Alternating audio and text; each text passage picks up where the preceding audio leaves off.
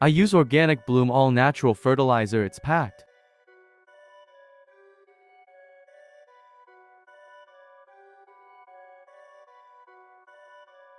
Is advertised here as an ad blocker. So block ads. Browse safer. Browse faster. Back in 2012, AdBlock cost Google $887 million. By 2015, this number rose to $6.6 billion.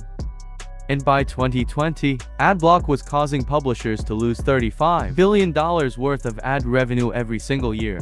But it doesn't seem like Google cares all that much.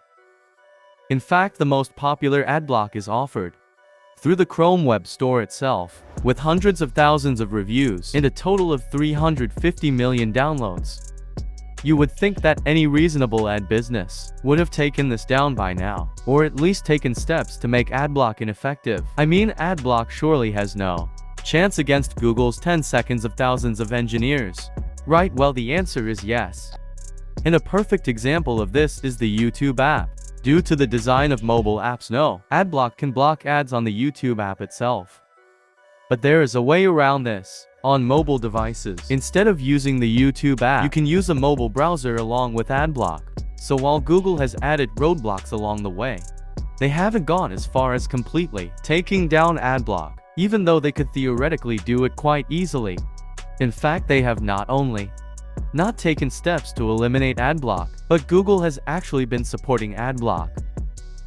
They've been paying adblock 10 seconds of millions every year to whitelist ads. And this is how adblock makes much of the revenue to remain operational. Hearing this, you would probably think that Google has come to accept that adblock is an unavoidable loss in revenue, similar to piracy within the media industry. But what if I told you that adblock is actually beneficial for Google?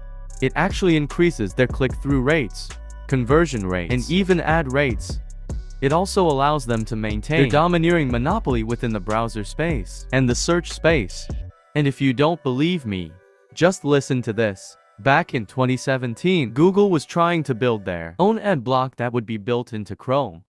So here's why Google has not only not taken down adblock, but why they pay adblock 10 seconds of millions and support the overall effort.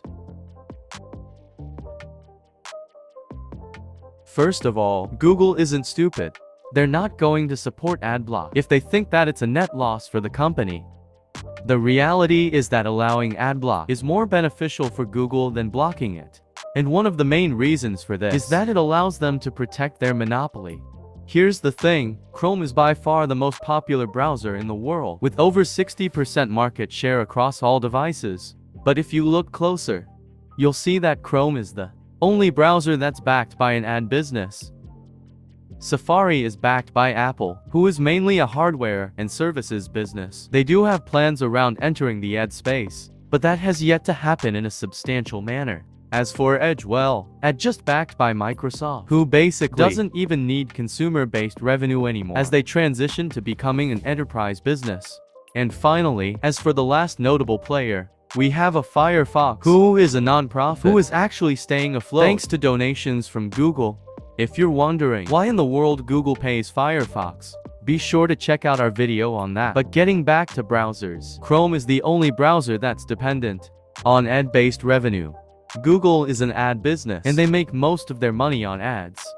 That's not surprising. Just think about it. What happens if Google stopped allowing adblock on Chrome? Well, adblock suddenly becomes a selling feature for everyone else.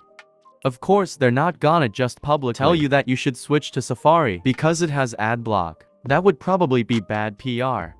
They might make a public deal with adblock, or feature the adblock app on the App Store, or pay journalists to make a comparison between the browsers. All of this would result in much of the 350 million users who currently have adblock to consider or even switch to one of these other browsers. But by making adblock easily accessible on Chrome, Google is able to protect this massive segment of the market. Adblock isn't just effective at fending off large players either. It's also effective at fending off new up and becoming players as well. All of the browsers that we just discussed were created by established companies as an afterthought, and that's why they don't need ads. But if you want to have a chance at taking on Chrome, you too would have to allow adblock. And while that's sustainable for Google, with their nearly $300 billion worth of revenue, it's unlikely that it would be sustainable for you. So from Google's perspective, allowing ad block may mean sacrificing some revenue, but the alternative is sacrificing market share, which is a lot more valuable. Aside from protecting market share, adblock actually allows Google to have far better ad performance. Here's the thing, what type of person is gonna go out of their way to get the adblock extension, or use Safari to watch YouTube instead of the YouTube app? Well, the answer is someone who really doesn't want to see ads. Ironically, this is almost half of the internet, as 42.7% of the world uses some form of adblock. Now Google could force ads on these people, but given their extreme distaste for ads, they would be far less likely to convert, which is not exactly a great thing for Google, due to how their ad business is structured. In more traditional media, like TV and movies, advertisers pay networks and studios based on visibility. This is why it costs $7 million to air a 30-second commercial on their Super Bowl. They get paid the same amount, whether the ad gets a 1% conversion rate or a 50% conversion rate. In other words, the broadcaster doesn't promise any sort of performance, and likewise, their compensation isn't based on performance. Google also doesn't promise advertisers at any sort of performance. But there's a catch. Google only gets paid if the ad performs, because they use a model called a pay-per-click. In this model, advertisers will bid on how much money they're willing to pay per click, and the person with the highest bid, it will be displayed first on search results or YouTube or whatever. So theoretically, I could bid an insane amount, like $1,000 per click, and Google could go ahead and push that to a billion people. But if not a single person clicks, I wouldn't have to pay Google a single dime. Conversely, someone could bid a much more modest $1 per click, and the ad could be pushed to just 1 million people. But if this campaign had a 10% click-through rate, this advertiser would have to pay Google $100,000. Google isn't paid on visibility, they're paid on results. And so even though Google doesn't promise any sort of results, it's in their best interest that advertisers perform well. And one of the easiest ways to do this is to cut out the people who don't want to see ads. These people would simply be inflating impression counts, deflating click-to-rates, and putting off advertisers. I think the lost revenue estimates are actually super inaccurate. I'm not exactly sure how numbers like this are calculated, but they're probably using some sort of basic forecasting model. If X number of viewers lead to this much ad revenue, Y number of viewers should lead to this much ad revenue. But for this to be accurate, the ads would have to perform as well with Y number of viewers as it did with X number of viewers, which, as we discussed, is unlikely. If the extra viewers were 10 times less likely to click, well, then the loss in revenue wouldn't be $35 billion. It would actually be $3.5 billion. By focusing on likely ad targets, Google may have been able to increase ad bids to a point at which it offsets this cost. So adblock may not just be a market share move for Google, it could straight up be a profitable move. So far, we've been discussing how Google has been quite accommodating of adblock. But this is not 100% of the story. You see, Google is only accommodating when we're talking about revenue. That's auxiliary or a bonus. They're not actually all that tolerant when it comes to their core business.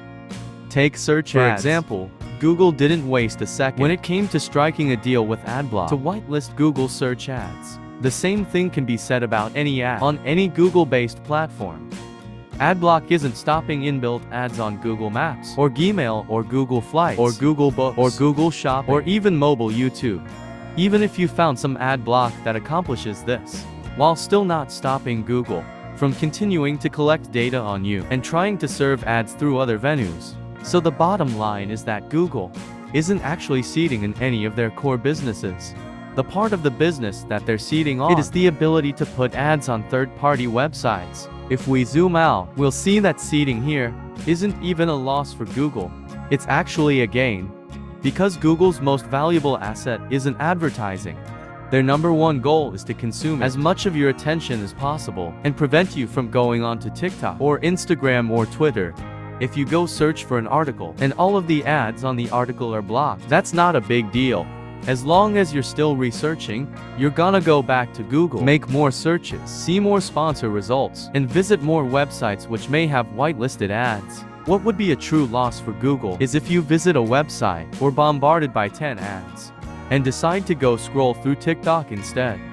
This is the main reason that Chrome itself has an inbuilt ad blocker that's automatically enabled. You may not have known this, but Google themselves blocks all ads on websites that they deem to have poor ad experiences. This includes sites with too many ads, ads with flashing graphics and auto-playing audio, and ad walls. In many cases, these ads may be getting displayed through Google Ads. So Google is technically cutting off their own revenue in the short term, but they're betting that this will lead to a greater user experience and stronger retention, which will theoretically be more profitable over the long term. In the end, Google has taken an extremely sophisticated approach when it comes to ad block. Given that they're an ad business, it would have been easy for them to complain it through a tantrum and try to eliminate all remnants of ad block. But instead, they've looked to structure ad block in a way that benefits them. They've used ad block to protect their market share and to boost their ad performance. Simultaneously, they've also worked with ad block to whitelist ads on most of their core services other than desktop YouTube. The bottom line is that Google understands that eliminating ad block is not the solution. The solution is to make ads less intrusive, less annoying, and more appealing. The solution is to make the ad experience so good that people don't even feel the need to use ad block, even if it's available. And that's really Google's ultimate goal. Or at least, that's the approach that Google has been taking so far. With the recession and stagnating Androids, Google may backtrack on this decision and decide to crack down on an ad block to please shareholders in the short term. But personally, I believe that this would be a huge mistake. Google got it right the first time. Working it through ad block is how Google can truly overcome ad block, not by just taking it down. And that's why Google still allows ad block. Do you use ad block? Comment that down below. Also drop a like if you hope that Google sticks to this approach. And of course, consider checking out our Discord community, suggest future video ideas, and consider subscribing to see more questions logically answered. But until then, I'm Hari, and I'll see you guys on the next one.